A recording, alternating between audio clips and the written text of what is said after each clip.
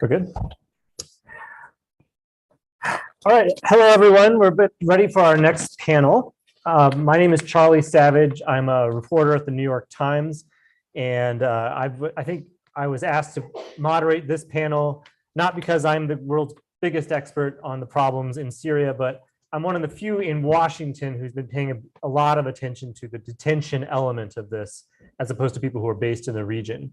And part of the reason for that is I came up covering Guantanamo and counterterrorism detention, and that led in turn to being invited to embed twice on a congressional delegation visit to northeastern Syria, once in 2019 when we went to Ain Issa and Hasaka to look inside ISIS fighter prisons for men, which are rarely opened to the public. Not that we were the public at that point.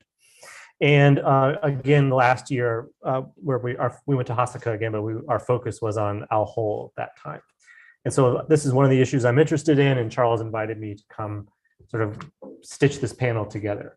For the people in this room, I think what I'm about to say is going to cover a little bit of ground that you're familiar with, but this is also for the people watching at home or who may be tuning into this panel alone. So please bear with me to the extent it's redundant. I'm going to talk just a couple minutes to lay out the landscape. I'm going to introduce each person on the panel as I ask the first question. We'll do 2 rounds of questions. Hopefully they'll talk to each other some and get into an argument, because I know they viciously hate each other. And then we'll go to Q&A from the audience for the rest of the session. So obviously what we're dealing with here is the miserable festering problem of the fallout of the ISIS war, the aftermath of the main part of the war, which came to an end in 2019 with the fall of the last major enclave of ISIS, and the taking to custody of huge numbers of surviving men, but especially women and children of ISIS fighters who had been compressed until there was nowhere else for them to go. Most of them then sent in a gigantic wave overnight to Al Hol. I think 5 or 6-fold increase in the number of people being held, if that's the right word, in this displaced persons camp from which they're not allowed to leave, but it's not technically considered a prison. Obviously, as you all know, this part of the world is run by the Kurdish-led militia known as the SDF, the Syrian Democratic Forces, but they are not a country. They are not a sovereign state. They do not have a court system. They are under constant threat from Turkey, which considers them to be an arm of a terrorist group, as well as Assad and the remnants of ISIS. And so this is a situation in which they've been left holding tens of thousands of ISIS prisoners and ISIS widows and children for years now is unsustainable, and yet years keep passing and it sustains in a rocky way.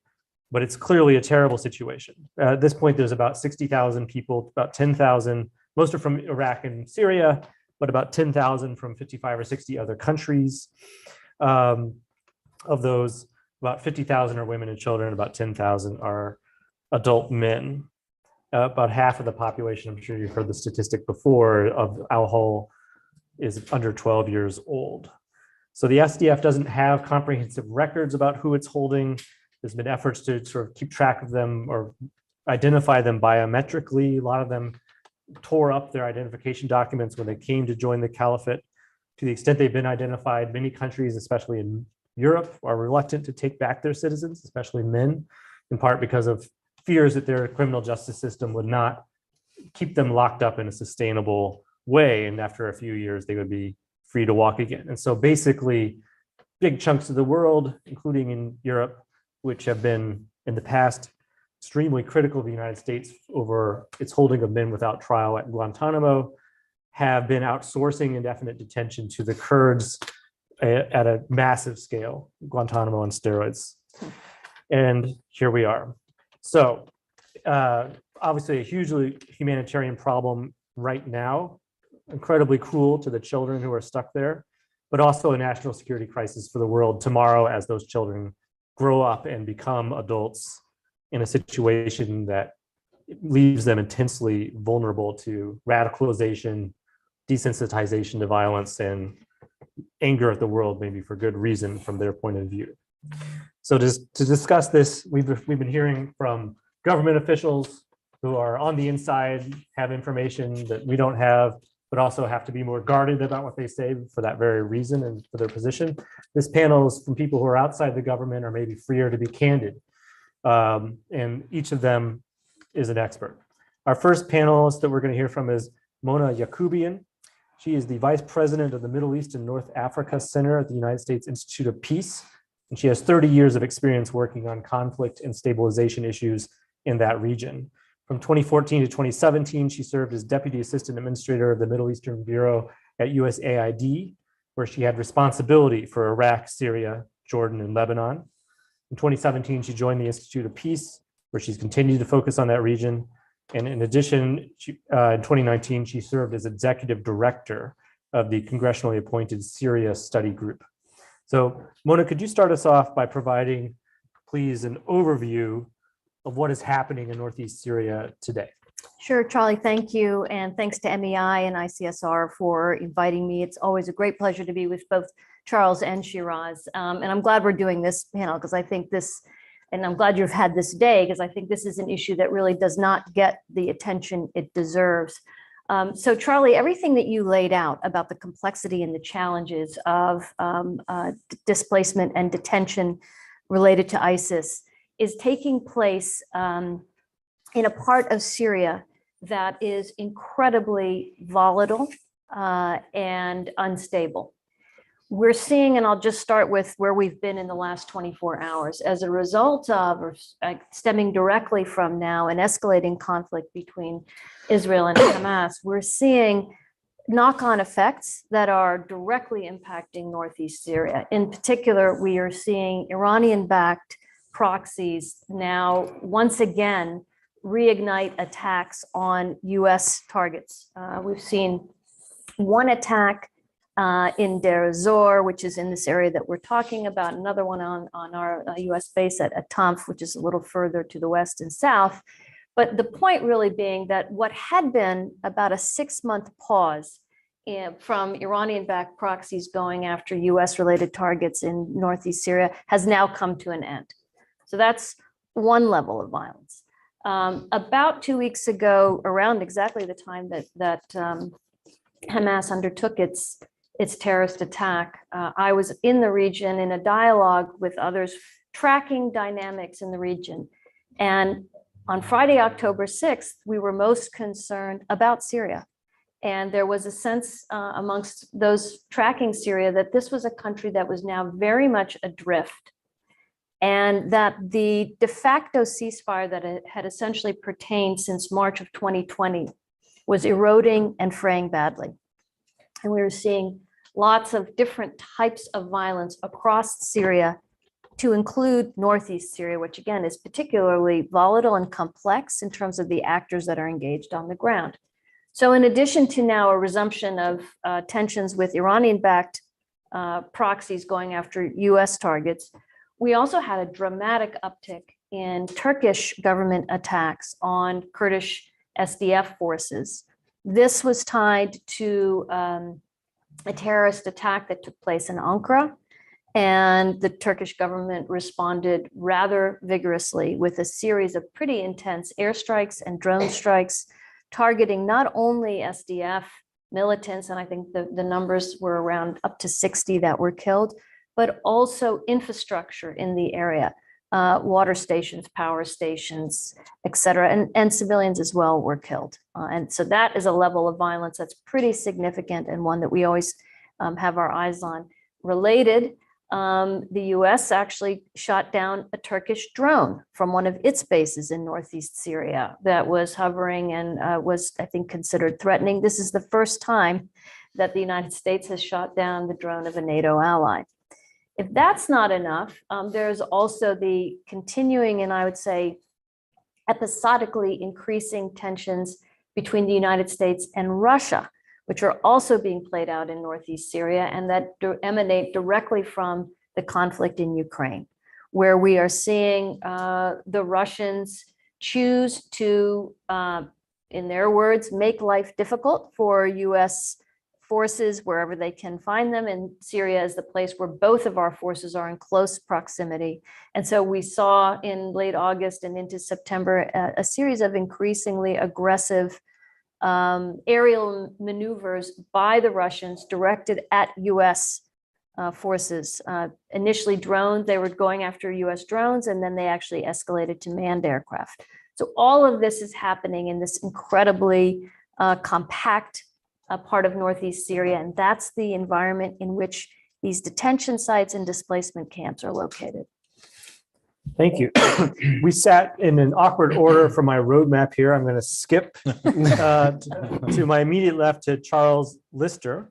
So he is the senior fellow and director of the Syria and Countering Terrorism and Extremism programs here at the Middle East Institute.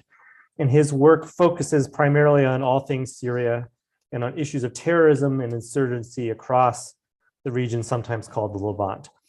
Prior to joining MEI, Charles was visiting fellow at the Brookings Institution in Qatar and a senior consultant to a multinationally backed Syria Dialogue Initiative, in which he managed nearly 3 years of intensive face-to-face engagement with the leaderships plural of over 100 Syrian armed opposition groups. And he's written 3 books, including The Syrian Jihad, Al-Qaeda, the Islamic State, and the Evolution of an Insurgency. So my opening question to you, Charles, is, as I understand it, you were in Syria yourself earlier this year, obviously well before the events of the last 2 weeks that Mona was just talking about. But can you tell us what you saw and how does that relate to what you guys are calling the Resolving the Detainee Crisis Initiative? Yeah, so thanks so much, Charlie, for being here and for moderating this panel. And thanks again to everybody for sticking around through a Friday. So yes, I had the privilege of accompanying CENTCOM Commander General Kurilla to the region at the end of March this year. And I think the vast majority of the trip was focused on exactly this issue. He wanted to take me to see all of the facilities, get up front and center with some of the challenges that the US military is facing in continuing to indirectly support the SDF in containing these problems and challenges. But I think, big picture, the main outcome is there's absolutely no substitute to seeing these things in person. You can list off all of the statistics, you can read news stories, watch TV news reports, and it looks really bad, horrendous humanitarian conditions, an enormous security and legal and logistical challenges, but there really is no substitute for seeing just the sheer scale of the challenge ahead. So that's the main obvious takeaway. Well, when you say that, what do you mean? What did you see? Well, so I'll get onto some sort of I guess anecdotes and observations. So in Al-Hol, so we arrived there in March, about 3 or 4 months after a major SDF security operation, which ran for several weeks, arrested like 400 or 500 alleged terrorists throughout that camp. And we were arriving in a period in which the SDF said that the security situation inside the camp had significantly improved. They weren't dealing with what they called terrorist incidents anymore in the camp. There was petty crime here and there, but nothing, major. But then, having heard that sort of briefing, we then arrived at Al-Hol, and myself and General Kurilla were given 5 minutes to step inside the fence of the safest part of the camp. And in order to have those 5 minutes inside the facility, we had 8 Bradley fighting vehicles on every single corner of this safest part of the camp. We had 2 drones circling overhead, 2 helicopter gunships, and a ring of US Special Forces all around us. And that was to spend 5 minutes speaking with 3 selected, Iraqi boys.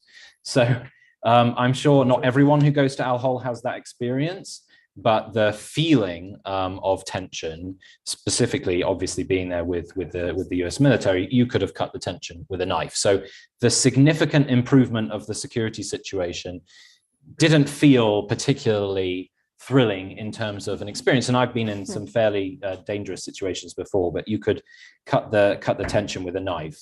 And of course, the facility of it as itself is absolutely enormous. Every single tent, if you dare call them that you could see, had rips all up and down the materials. There was no real shelter. So we're sat here at the beginning of the winter, and you sort of shudder to think the kind of living conditions as they're entering the cold season. We then went to Al Roj, which was a completely different experience, much more structured, much more well-resourced, much calmer. We walked throughout the whole camps, speaking to the women and the children freely with basically no security. And so a big takeaway from that was something we've heard throughout our initiative, which is at least a theory that, better maintained, better resourced camps in which people have more freedom of maneuver and more services reduces the chance, or the likelihood at least, of people acting in a more extreme manner, in more violence and what have you. So that was completely palpably clear. Of course, there's only like 3,000 people in Roj, so it's easier. 50,000 in Hull. Right. So this has all led, not my takeaway. Many people have had the same takeaway, but this has led to discussions about breaking Al Hol up into actual distinctly different camps in order to almost try to recreate the Roj experience. But that is, logistically an almost impossible task, but at least in theory.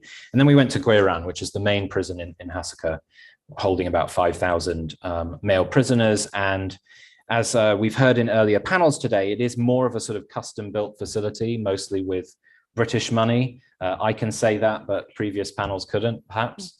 But primarily financed through British funding. Much more secure than it was before the major ISIS attack in early 2022. But then at the same time, you sort of start to peel behind the layers in terms of security. And we spoke to 20 or 30 prison guards who had just come off a 3 or a 4 hour shift. And they'd just come out of one of the main buildings. And they were all dressed in matching boiler suits, navy blue boiler suits, and they all had matching black New York Yankee baseball caps. So they'd obviously, been provided their uniforms from somebody, looked, the part. But then we talked to them about their jobs, and honestly, they couldn't have been less interested in what they were doing. Couldn't have been less interested in speaking with the commander of US Central Command about their jobs. Couldn't have been less interested in talking about their day-to-day duties. And I asked the group, how long have you all been in your jobs? And of 25 to 30 of them, the longest was 4 months. So in terms of job retention, this is what you really want in a prison. You want people who know the facility, who know the prisoners, who have developed that familiarity. It wasn't there. And in terms of morale, it definitely wasn't there. And so what we know from ISIS's attack in January 2022 is the whole way that ISIS got in was they had basically manipulated the prison guard unit that was on duty that night, who basically opened the gates. And so those are really big. They should be ringing alarm bells in terms of the security situation, never mind the bad humanitarian conditions. And then broader, I'm not going to repeat everything that Mona said. I think she laid it out really well, but that was the other takeaway, was everywhere in Syria, you cannot ignore that, northeastern Syria isn't an island. It exists within a country which is dealing with multiple wars, multiple conflicts. It's not just a Syrian war. There are multiple wars going on within the territory. And while we were there with General Kurilla on the ground, Russian jets flew right over us. We're violating every deconfliction mechanism in place. They flew right over our position, which caused quite a stir. And then 4 days later, an Iranian suicide drone was launched from Iraq into the main base where we had landed, and killed an American contractor and injured several American soldiers. And the reason I raise that specific example is that attack, and that you're from the journalist community, there's some real digging that needs to be done into that incident, because it took place within a 4-hour window in which the air defense system in that US base was switched off for maintenance. And it hadn't been switched off for about 6 months before that. And somehow an Iranian militia in Iraq, about 200 miles away, somehow knew, after a gap of many months before they'd done anything like this, knew they had that little brief window to launch a drone into that base.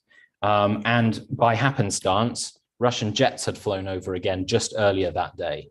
So we've had conversations earlier about Iran and Russia in this morning's Gaza panel about the complications and the extent of that alliance. But I think there's some real digging that needs to be done about exactly how that attack managed to take place. It's either the biggest coincidence we've seen in Syria in 12 years, or there was some real Russian complicity in that attack. And obviously that has profound geopolitical implications. So this doesn't exist in a stable or predictable environment.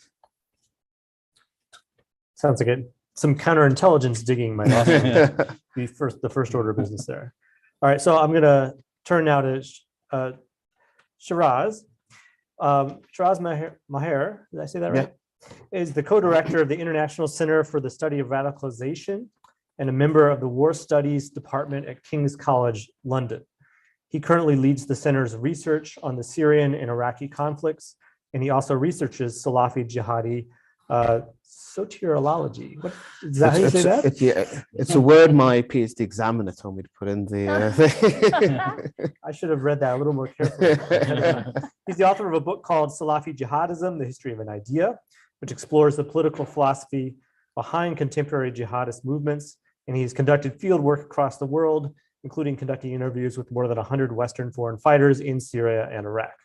And based on his insights from those interviews, he has given evidence before 2 parliamentary committees on the Syrian conflict, on the flow of foreign fighters into the country, and on the rise of the Islamic State.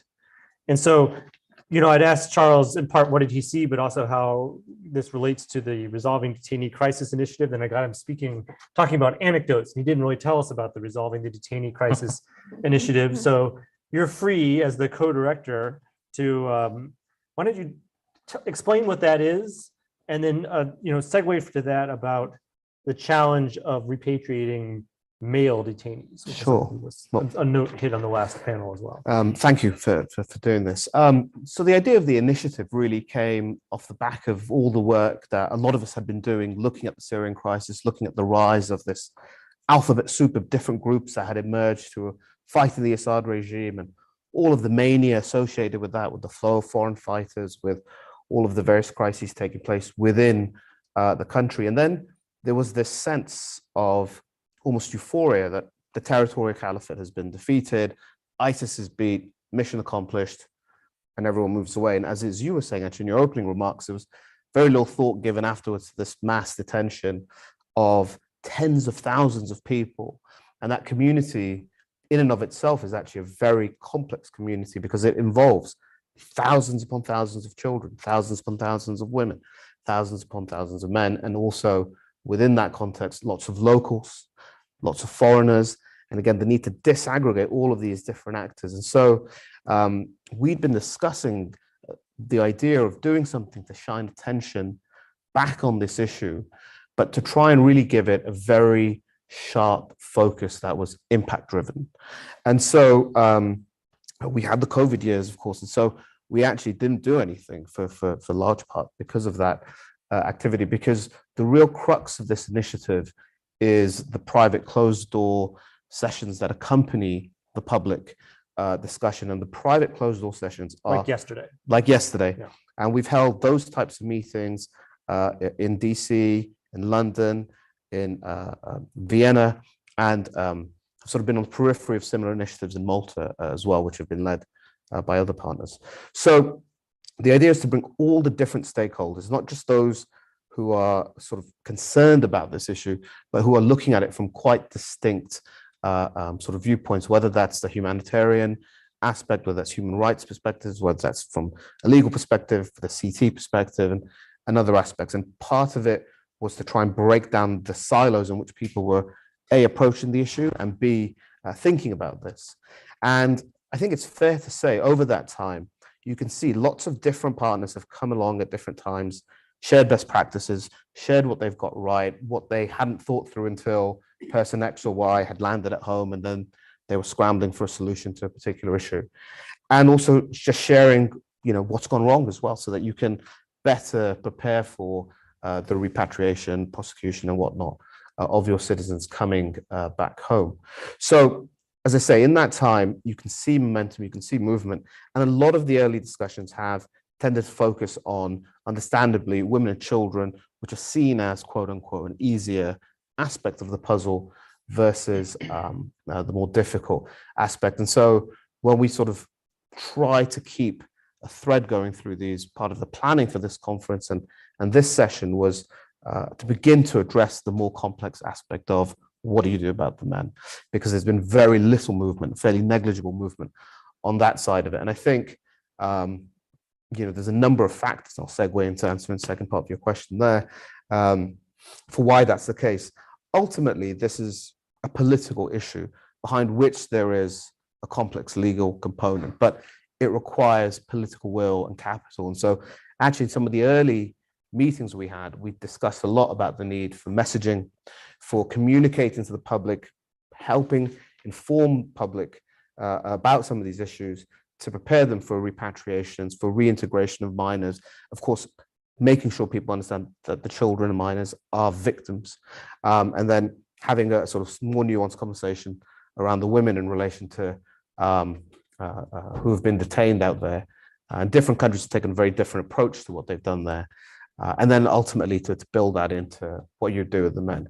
And I think this is obviously understandable, and I don't mean to diminish it in any sense, natural fear about bringing men home because they're seen as having done the fighting and have been involved in the front lines of the various atrocities and crimes that ISIS committed.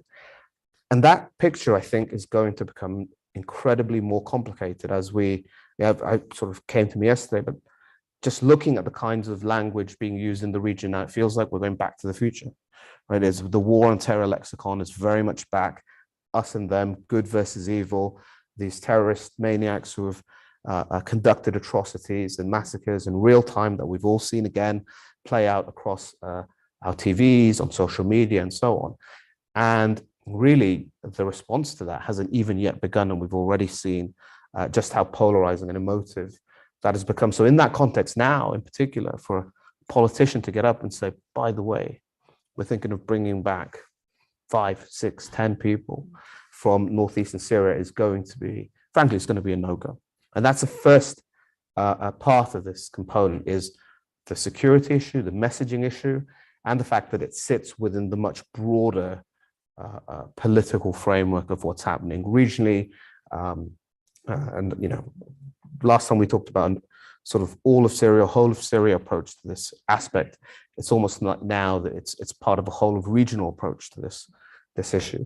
But if we were to, delve slightly more into just two more factors I want to highlight in relation to bringing the men back and why it's particularly difficult, there is rightly a desire to make sure they are prosecuted and to put them before courts and to have them accountable for what's happened. And that's problematic. It's problematic for reasons relating to the collection of evidence and the continuity of evidence, both in terms of evidence that might incriminate an individual and the admissibility of that evidence in court, the custody of the individual itself in a number of Western European countries in particular, the nature of someone's detention, the conditions in which they were held, and so on, may invalidate the court's ability to simply hear the case against them. So that's another aspect. And then there's also a thorny issue of attribution.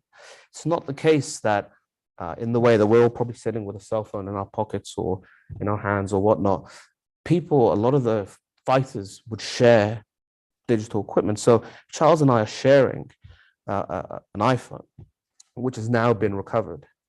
And one of us has passed away and the other's facing trial. You simply say, well, he wrote those messages, it wasn't me. And so there's a bigger problem there as well, which has, again, been discussed. I've seen it in a number of cases where how can you accurately attribute the sort of digital footprint of an individual that's been found on a device to that specific person when it's known that that device passed through multiple hands. So there's evidential problems that exist here once you present the individual before court. It's also worth saying, of course, we're not just dealing with Western European countries. So there are places where the legal system will allow you to retrospectively apply criminal legislation.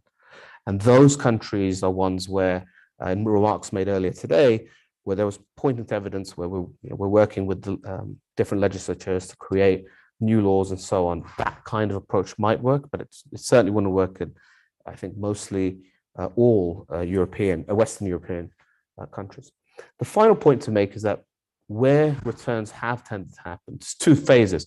Either people disengaged relatively early on from the conflict. So if you look at different waves of foreign fighters who travel out to Syria and that early trickle in 2012, 2013, and so on, a number of those individuals do disengage and return back to Europe. Then they are counted in some of the numbers of returnees. But these were individuals who saw the emergence of ISIS, saw the turn in the conflict where the different Sunni groups in particular began to fight each other, and that made them uncomfortable. It wasn't seen as this noble fight against Assad. So they account for some of that numbering that we talk about. But also in other cases, it's where they've been caught in another place. So we have an issue where Turkey, for example, has sent back people to the UK or to other countries. That's really more about deportation than repatriation. It's the fact that the Turkish state has finished with that individual, maybe having tried them for a crime within their jurisdiction, and then returned them to us. We had this case within the last month or so with Ain Davis, who's one of the so-called Beatles, the infamous jailers, torturers, and executioners of a number of Western hostages. And Ain Davis was returned to the United Kingdom, was ultimately being put before the court. He did try the whole aspect of having the case thrown out because of the nature of his original detention and incarceration. The courts decided they would continue to hear the charges against him. He then changed to a guilty plea. But what's really significant, even in an incident like that, where you've got pictures of him with Kalashnikov, you've got lots of testimony against him, he wasn't charged with membership of ISIS. The British state, for example, finds that a very difficult thing to try and prove. So in the various charges brought against him and the ones he pleaded guilty, he was not charged with being a member of that group. And I just highlight that because it might seem very obvious to all of us, well, what were you doing in Raqqa in 2015? And we know you don't just stroll into Raqqa, you don't get in without giving a bay'ah, this oath of allegiance to Baghdadi, to the group, and so on. It's nonetheless the fact that these individuals would attempt to, have their day in court, and so he wasn't even charged with something as sort of plainly obvious to your eyes now. And just to follow up on that, both times I was in the region on these congressional trips, there was clearly a great desire to have Iraq solve the problem. Victim of ISIS, half of ISIS was operating on its territory. They're a real country. They have the legitimacy of being a sovereign state that has a court system. Certainly they're prosecuting their own nationals and executing them quite quickly. Then there was a desire to say, well, why can't Iraq just prosecute all these third country nationals and solve the world's problem? Can you explain, at least for people who haven't thought about that, why that solution has not manifested? I think the answer is in your question, executing them quite quickly, which for a number of countries, again, particularly in Europe, obviously where I reside, it's a massive issue. But again, if we take it from the Iraqi state perspective, it's worth saying, of course, the crisis of this detention dilemma, as we're calling it, is primarily Syrian-Iraqi one. The overwhelming number of nationals are from Syria and Iraq. So Iraq has a huge caseload in terms of just managing its own citizens, bringing them back, and not just prosecuting them, but also much more challenging in a sense, really, is the huge numbers of Iraqi children, minors, others who need reintegration, who need mental health and broader sort of healthcare assistance, educational opportunities, all those kinds of things. It's a huge, huge challenge for the Iraqi state to be facing, in a long list of others that are pressing and presenting in the country at this moment. And then secondly, as I say, there's that broader aspect of they have done some trials against foreign nationals, which have been very roundly condemned, both in terms of the sort of equity of those trials. Some of them as short as 10 minutes, it's been widely reported. And then, of course, the use of the death penalty, which again, for a number of European countries, is a very clear red line. So it's not the sort of magic wand, as it were, I think that people would have hoped it could be. Also, just if I just jump in, and Mona might have something to add too, but I think the judicial system complication issue is the main reason why that hasn't really gone as far as you might have expected. There are one or two governments who have used the Iraqi judicial system in very out-of-the-box ways, virtual courts that are sort of semi within the jurisdiction of the home country, but also semi under the jurisdiction of Iraq. But those are sort of minority cases. But on a very simple level, Iraq's prison system is completely at capacity. And they already have 20,000 male ISIS fighters, almost all of them Iraqi, in prison. So also from a very basic security perspective, the prospect of putting 10,000 more in Iraqi prisons is basically a kind of unspeakable suggestion. And, you know, to make matters worse, Iraq is, it's either just happened, it's not being reported, I don't think. Sarhang might know better than me, but Iraq is on the brink of releasing some of the most senior Al-Qaeda in Iraq commanders that were detained during the Iraq War because they've all completed their sentences. So Iraq, and this is being watched very closely by Western intelligence agencies, this is a real panic moment that at ISIS's weak point, Iraq is having to now release a good deal of the original command of Al-Qaeda in Iraq, which is ISIS, out into the open. They've served their sentences. And so when you're talking about inputting new prisoners into the Iraqi system, it's just, you know, as I think Shiraz just concluded, they have other more immediate items on their agenda. Let me turn back to you, Mona. Shiraz briefly flicked at Iraqi women and children, Right. and the problems who aren't going to be prosecuted in Iraq, but reintegrating them brings their own problems. And just in terms of the sheer magnitude of numbers in Al-Hol, that's in terms of non-Syrians, that's by far the largest group. Can you dissect that a little bit more? Sure. I mean, this has all been fairly doom and gloom. So now let me introduce a bright note, a little bit relative, into the discussion, because I think you're right, Charlie. I think the number is maybe 25,000 Iraqis. So they are the plurality in Al-Hol. The Iraqi government came to the conclusion, I think, after the Sinab prison break in January of 2022, that this was this massive prison break that was the most significant such break and escape of a number of ISIS fighters, that the situation in Northeast Syria was not tenable. And I think they made a strategic decision that they wanted to begin to bring back their women and children in particular. And so that actually, over the last few years, is something that should be applauded by the international community. They have repatriated in the past 2 years 5,500 of their citizens. Just last month, 650 women and children brought back into Iraq. And it is an extraordinarily complex situation. I don't want to in any way suggest that this is an easy thing. There are all kinds of impediments to return that we can talk about. It's a good opportunity, though, for me to highlight some of our work at the U.S. Institute of Peace, where I work, and Sarhang Hamasaeed, my colleague who directs that work, on the return and reintegration of women and children from Al-Hol, as well as some of the existing displacement camps in Iraq, back to their communities of origin. And it's really fascinating to see how there are interventions that can make a difference. We have pivoted some of our traditional work, which has been focused on community level dialogues, very much on the issue of return from Iraq's longstanding conflict. We've kind of looked at the ways that we've worked, and we've tweaked it a bit to address this very specific problem set of the women and children in Al-Hol. We have worked with tribal leaders to overcome their and their communities' opposition to return through dialogues, through tribal compacts.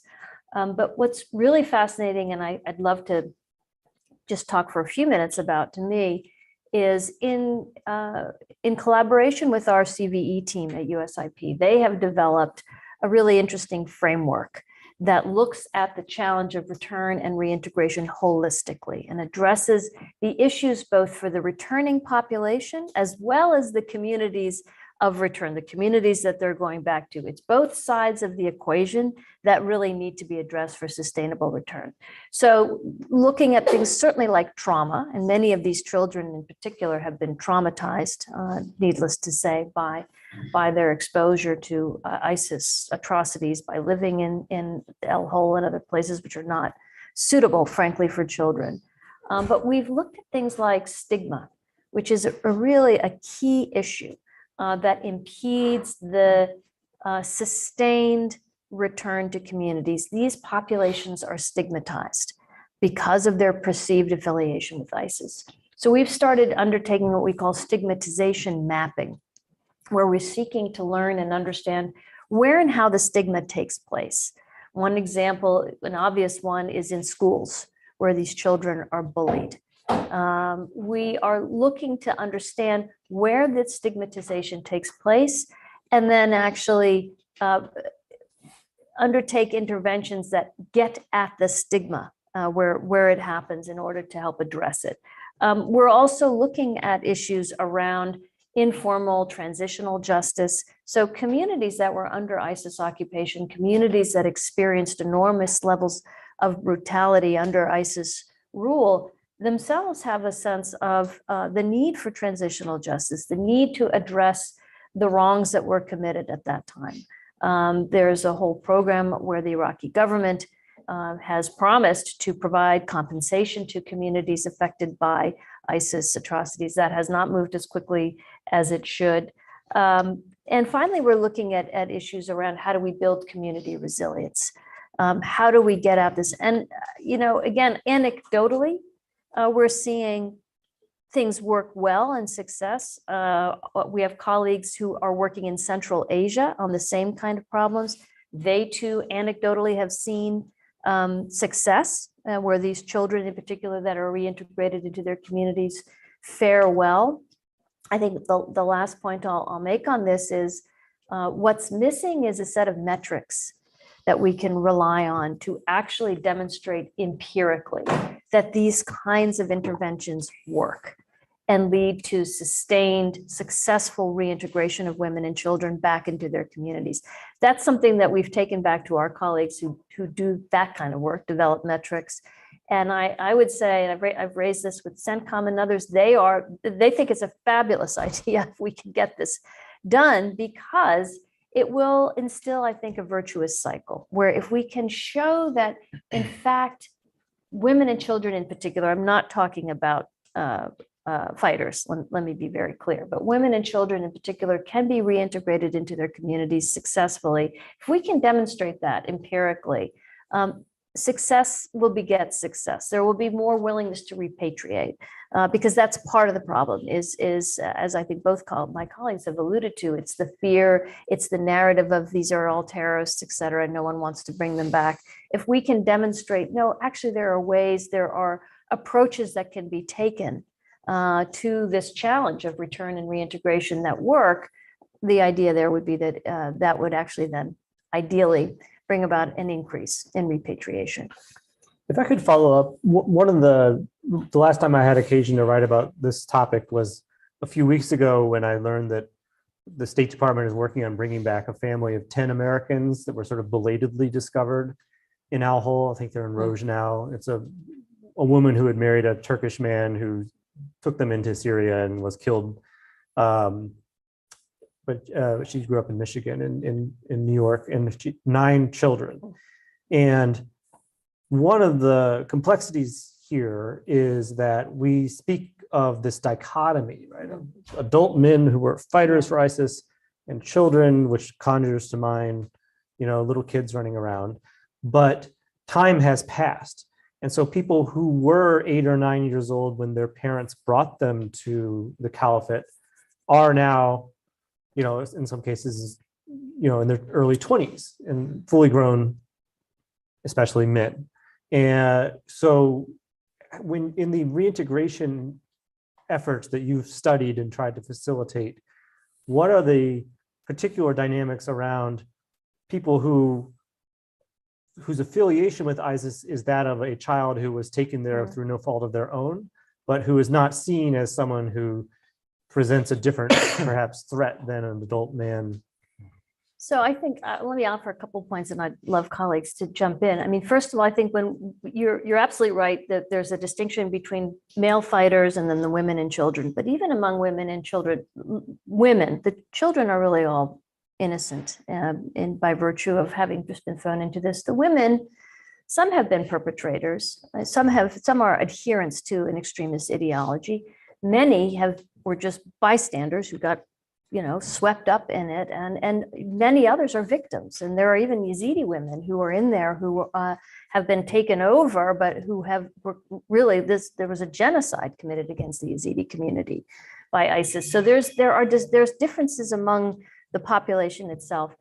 I see Letta Taylor in the audience. She's far more expert on this than I am. But I think this issue in particular of boys who are at a young age, but as they reach 10, 11, 12, age out and are put into or sent to either detention sites or so-called rehabilitation centers. I'll just interrupt. She's referring to a policy of the SDF of removing adolescent boys from the al-Hol from their mothers and their siblings. And supposedly they go into rehabilitation centers. Some seem to just have been taken to adult male prisons. It's kind of murky and very controversial. Well, and even what actually happens in those so-called rehabilitation centers is a big question, that it's not really adequate or accurate. They don't actually rehabilitate. They're not fit for purpose. Let's so-called say it like that. Exactly. So that is an enormous challenge. That is among the hard populations. And that's, to my mind, that's sort of the pipeline of how sadly this continues, that these, adolescent boys are then put into facilities and conditions that will potentially facilitate more radicalization. I think what's important about the populations that we work with, what's key here is it's the Iraqi government who is willing to bring their people back. And they go through a vetting process, multiple vetting processes. They start in a Jeddah rehabilitation center in Iraq.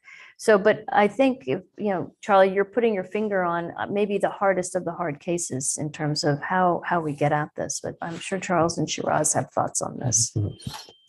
I'll just say two quick things. I mean, it's worth saying that rehabilitation and reintegration for these children is hugely important. It's not just the case that they've been exposed to some of this violence.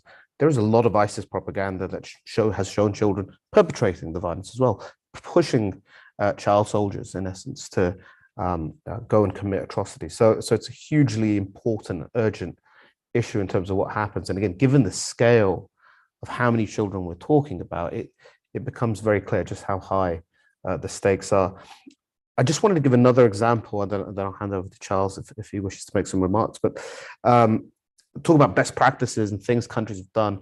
One of the things I found really interesting in a presentation from colleagues from Central Asian states who've been doing this, for example, is they want to give these children an opportunity to completely shed this experience, to essentially live their lives without any association back to this. So one of the things they've been issued with, for example, is new birth certificates when they return to their home country, which lists the place of birth as being the hometown of the parents, essentially, so that you don't have a birth certificate that says you were born in Raqqa in 2014, which would allow an individual to make all kinds of inferences about, your past and experience and so on. It's essentially allowing this clean slate to emerge. So there are lots of initiatives like this. Obviously, different countries have long-standing programs, both in the Gulf and elsewhere as well, where they have a lot of experience in terms of doing this. And I think that these are important initiatives. But as I say, just throw that out there. It struck me as an interesting idea that's being used in Central Asia that I'd certainly not heard of before or previously considered. I would just to add, I would say on a very simple level, there's 25,000 children in a detention camp. I mean, that's should be all we need to hear. 25,000 children under the age of 12 in a detention camp in a desert with basically no good facilities. That should be the humanitarian and human rights sort of principle that drives the policy response. I think at a similarly very simple level, the main reason why it hasn't is because, I say we, but really our collective governments did such a good job at creating a narrative around ISIS from 2014 onwards, whereby the Cubs of the Caliphate was plastered on every newspaper front page. And we took ISIS propaganda and created a narrative around it. And so now on a popular opinion level, if you say a child who came from ISIS-controlled areas, he's a wannabe suicide bomber. That's what drives public opinion. But we're a victim of our own public messaging success. Now we have to try to find a new way to create a new narrative around this. And it ought to just be, these now are children. You know, there's absolutely no way that if they were 5 when they entered the camp and that they're 8 now, that they should be treated in any other way than being a child. But it's the hardest nut to crack in our initiative has been trying to talk with other governments about how to reshape the narrative. And particularly, it's really interesting to see that as an observation, the governments that have struggled the most with this and the ones that have been most resistant to the idea of even repatriating children are countries that have very powerful tabloid press that really drive public opinion. And I'll put my British hat on, take my American one off, and say the UK is the biggest and most obvious example. The tabloid press drive public opinion, and any government, it doesn't matter if you're on the right or on the left, they are terrified of the tabloid press. And so right now there's a Conservative government that just, in most terms, doesn't even want to entertain the idea, although there are a few things that might be in the works. But if there is a change of government, it should not be assumed that this will suddenly be an open policy option. It shouldn't be assumed. Australia, that is what happened. They went from a Conservative to a more liberal government, and they did a complete 180-degree shift. And they went from 0 repatriation to, we will repatriate all women and children and consider repatriating some men. They brought 1 tranche of women and children home. The tabloid press went completely berserk. And now any consideration of bringing the second of 3 tranches home is completely on pause. So the media has a considerable role to play here in terms of influencing governments' willingness to be brave and take on what ought to be a humanitarian decision. But politically, it's about so much more than that. I have one more question for you, but I want to take this question that came in from the audience first, because it's a little bit more on what we're already talking about, and then I'll pivot. So the question submitted was, can anyone speak to the US and coalition strategy for humanitarian assistance programs for former detainees, returnees, in terms of social inclusion, reintegration, et cetera, in Northeast Syria, Iraq, and other countries in the region? Is there any talks of aid budgets being cut or reallocated due to the Israel-Hamas issue? You want to tackle that? I mean, one thing, not due to Israel-Hamas, but due to a panoply of challenges, Ukraine, certainly what happens in Gaza, humanitarian assistance budgets for Syria are seeing significant cuts. I think 30% is what's suggested. So this is going to be an enormous challenge going forward, which is how to meet the scale of humanitarian need in Northeast Syria, frankly, for the whole of Syria in terms of the refugees that are outside of Syria, as well as IDPs and the vast humanitarian need in Syria at a time in which humanitarian assistance budgets are contracting. And I think that's going to be, frankly, a challenge that a lot of people are going to have to put their heads to, because these declined humanitarian assistance budgets here are something we will see for Syria. We'll see going forward, unfortunately, in years ahead. Mm-hmm.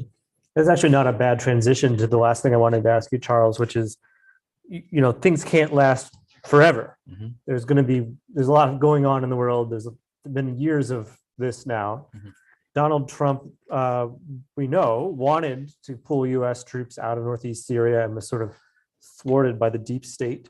So far, Biden has stayed in, but sooner or later, the United States is going to redeploy out of Syria. And can you talk about the prospect of U.S. withdrawal and what it would mean? So this is something that we toy with over and over again, given how unstable the situation is in Syria, but also, frankly, how unstable and unpredictable American politics can be.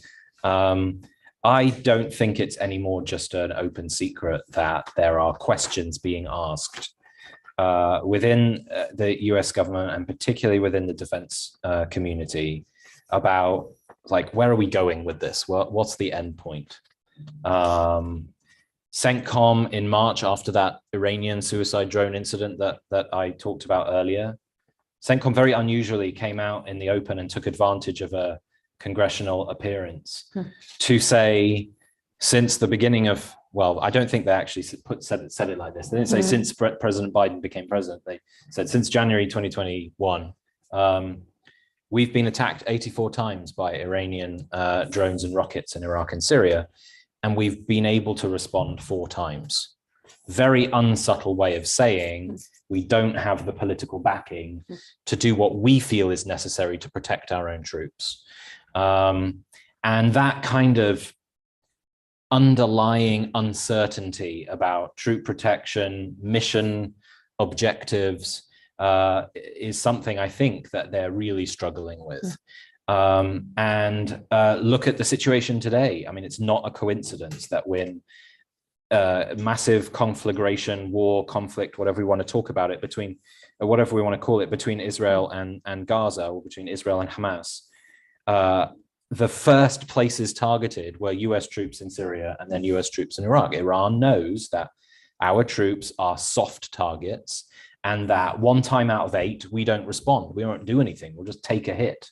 And they also know that politically at home, if that contractor had been a soldier, and it's a horrible way to say because the contractor was a citizen too, but the politicians focus on servicemen and women, not contractors. If it had been a soldier, there would have been a very active question about getting out. And Iran knows that that's where our vulnerabilities lie. So when we're talking about the detainee crisis, you know, it really is a crisis, not just because of what it represents in and of itself, but when we leave, the SDF, frankly, I don't think can be counted to prioritize the security of these facilities. I mean, they have complained in public and plenty in private at the US military for saying, this shouldn't be our job anyway. You know, these are citizens of 50 to 60 countries around the world. We're using a third of our fighting force to be your prison guards. And the second that we do eventually leave, the SDF are going to have many more other things, immediate things to worry about. The potential for Turkish troops crossing from the north, the Syrian regime seeking to swallow the SDF up or defeat it militarily. And of course, ISIS will be seeking to take advantage in Iran and what have you. So from a security perspective, we face the prospect of having 9,000, 10,000 ISIS fighters, the most battle-hardened, committed ones, escaping. And then the women and children in the camps having to essentially figure out other options and facing the prospect of being displaced elsewhere in Syria. And once we've left, we no longer have any control over what happens in Syria, and that we won't have the option of coming back like we did in 2014.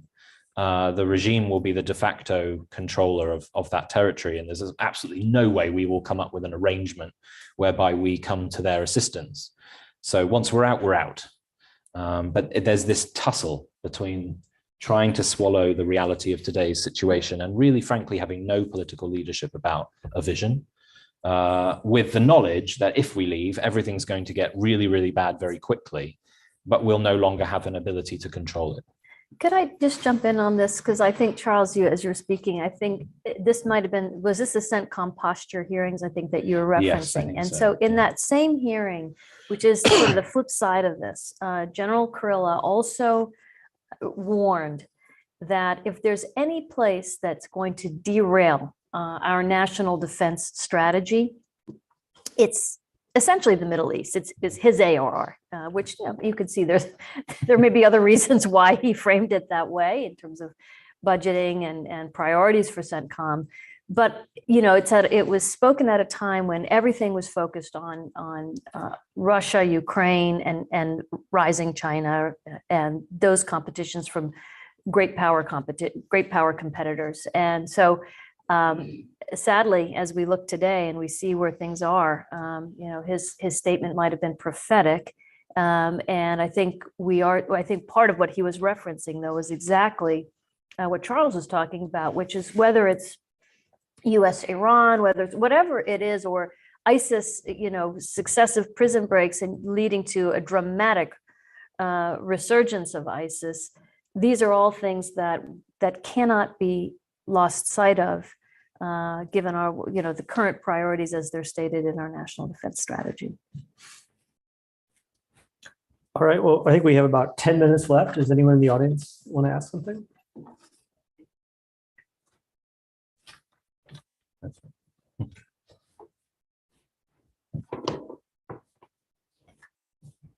Thank you, and thank you very much. That was really interesting. I want to pick up on the narrative issue. And I think you've made some really, really good points. And I just want to pick up maybe on a few of those. This was obviously an issue that we noticed when we were in Northeast Syria, and we found that the detaining authority was using rather stigmatizing language when it came to the detainee population that they were managing. And I mean, obviously it's discriminatory given none of this population has undergone any sort of legal process, but we're also talking, as you very rightly said, again, about an overwhelmingly young population. And so if we accept that we have that the majority of the population are children and that many of these children get transferred to detention centers upon reaching a certain age, if we accept, as Charles put it, that our governments have done a very good job at creating a narrative to portray or around ISIS is the way I think you put it. If we accept, as Shiraz mentioned, that early on this project needed to reshift the narrative when it came to women and children,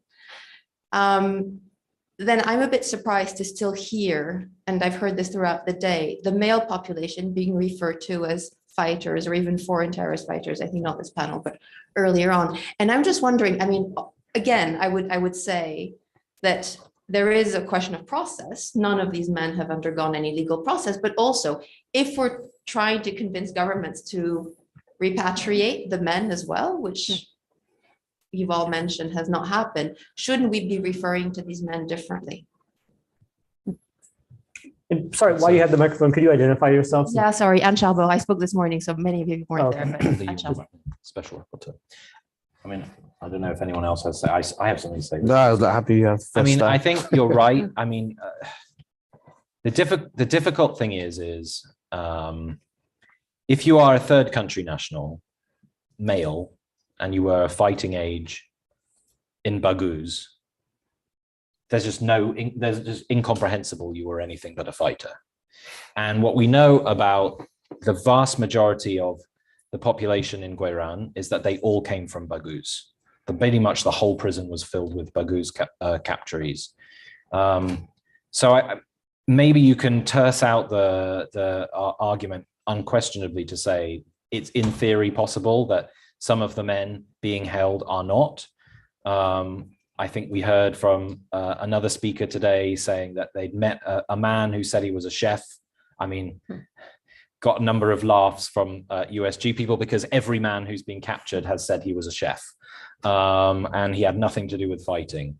I think you make a principal point, which is hard to argue against. Although as an analyst, I would say, given what I know about the processes that led to 99.9% of the men going to those facilities and not going through local tribal mechanisms, which led to their release locally, and most of the men who have already gone to Iraq, it's increasingly hard to believe that all the men who are left were not fighters of some sort because of where they came, because of the process they went through to be detained and not go through other mechanisms that led to a much swifter release. Because the reality is the SDF didn't really have any prisons when all of this started. And when we say there are 26 facilities, 25 of them are small buildings, and then there's Gueran. And so they weren't in a position where they wanted to take every single man and place them in detention. Neither was the US as the main military actor on the ground, although that won't be publicly admitted. So yeah, I'm circling around again. I mean, the principle is right, but the reality is we're probably using the right language. I think, and just to support that point, particularly with the foreigners who've traveled there, who were men at the age of traveling, then we need to look into the nature of what a volunteer, if we want to say that, someone who's gone and volunteered their services to ISIS, ISIL, whatever, back at the time, was doing. It's clear that some people had really important skills that the group valued. You may be a doctor. So really good cases of people who were trained doctors back in their home countries who traveled, who, you know, they put ISHS, right, a real riff on the NHS, even using the same type of logo. There were Brits and others from around the world who were clearly operating as medical doctors. Maybe that was their primary role, but the reality is, again, where the analysts had, they were fighting too. These guys were not simply trying to create a neonatal ward, for example, as one of the examples that was featured in the propaganda. And there's a really good example. I can talk about her. She's dead. There's an Australian foreign fighter who's very prominent in lots of the medical propaganda, showing off how sophisticated and advanced medical care was in Raqqa and free at the point of service and all the rest of it. And then by the end, you know, once the territorial caliphate is beginning to break down, there's this incredibly graphic video showing lots of children who have suffered war wounds, where they've been either had limbs blown off, they've suffered in various ways. It's a very emotive, dramatic kind of video. This Australian doctor is there, and he's, you know, walking you through his attempts to save their lives. Where does the video end? It ends with him on the front lines in military webbing, saying, you know, essentially, I'm avenging these children. What are you doing?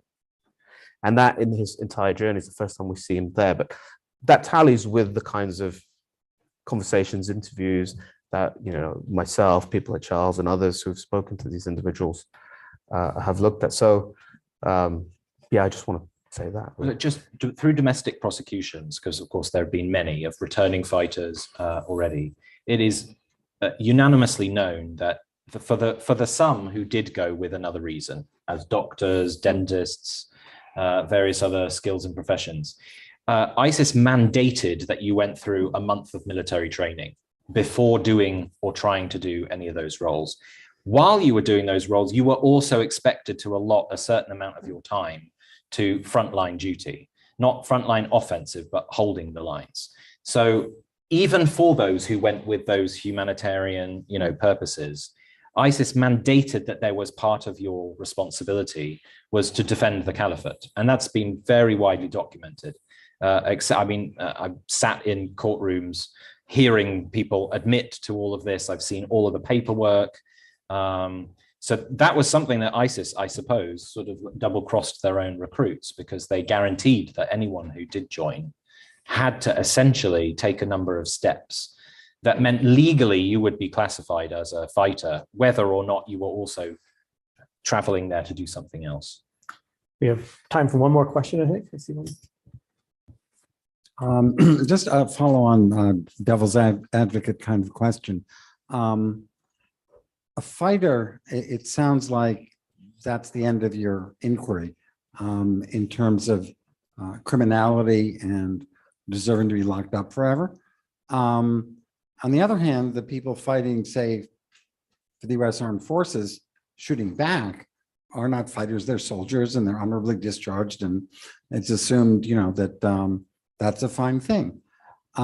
Is the assumption further that every ISIS fighter is also a terrorist committing atrocities and killing children, civilians, and everything else? Or is it simply the fact that taking up arms against a uniformed military force that's internationally recognized on behalf of the quasi-state that ISIS was for a while, controlling a large territory, having a government, and functioning in any other way as a soldier, are you nonetheless, if you're, say, that doctor doing his 3 months of guard duty and only shooting at, I don't know, US tanks, is that person in the same view of either general morality or international law, a terrorist who should be locked up for the rest of his life? Take that. It's quite a legal question. I would say that I've been involved in and made aware of and been involved in a variety of legal cases that actually make that a very sensible question.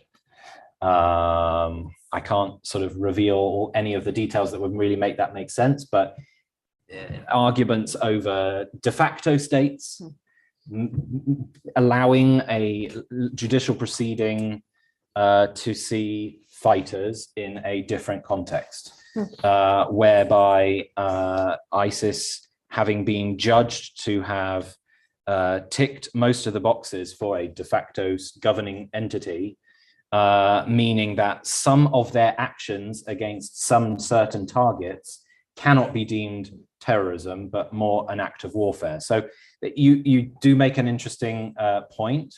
I think, however, that most governments who would be repatriating a man would be seeking to prosecute them not for having committed acts of warfare, but having joined a terrorist organization, having traveled to join a terrorist organization. After that, I would, but. Right. Yeah. I think so. If your state is not recognizing that authority, in this case, ISIS, as a legitimate government, then you are regarded as having joined a different entity. And of course, ISIS was designated in the US, UK, and everywhere else as a terrorist organization. Thus, your involvement with it, and however you might regard yourself, and of course they regarded themselves as soldiers of an Islamic state, doesn't matter. I just, from having talked to, this will be, I'll just say, take moderator's Go for it. privilege to have an exit thought here, and then we're out of time. But having spent 20 years covering these issues and talking to government officials and others who are wrestling with these problems, it is a recurring tension of, what are we dealing with here? Is this a law enforcement problem, or is this a war national security problem? A law enforcement problem is focused on justice for past wrongs, and a national security war paradigm is focused on preventing future harm, right? Which is why you can hold people as POWs until the end of a conflict, even if they've done nothing other than just be a member of the enemy force. And I think that the political obstacles to repatriating adult men are not about, did this guy do something particularly atrocious as an individual? It's about tolerating the risk of importing back into your society someone who may have embraced a nihilist ideology, when you can just leave them there. And that is the festering problem, especially in countries in Europe that do not have providing material support for terrorism criminal statutes like the United States does, where it's enough that you volunteer to join them, that you could be locked up for 20 years if you used a weapon. And so this is the dilemma that will mean that there's going to be another conference like this next year and the year after that. And on that very optimistic note, thank you all for listening. Thank you for the panel for joining us today. Thanks, Charlie.